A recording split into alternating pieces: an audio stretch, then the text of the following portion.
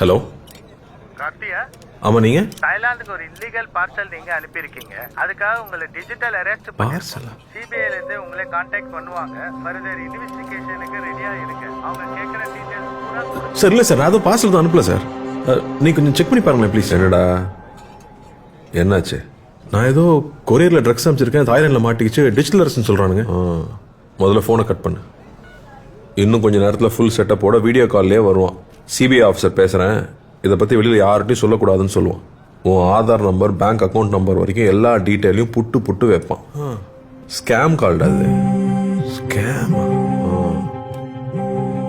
இந்த மாதிரி சிபிஐல இருந்து பேசுகிறோம், அமலாக்கத்துறையிலேருந்து பேசுகிறோம்னு சொல்லுவாங்க.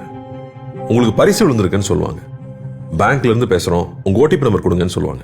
இப்படி பல வித்த வச்சிருக்கானுங்க, ஏமாந்துடாதீங்க. நம்மளுடைய பேராசையும் அறியாமையும் தான் இந்த மாதிரி சைபர் ஃப்ராட்ஸ்க்கான மூலதனமே.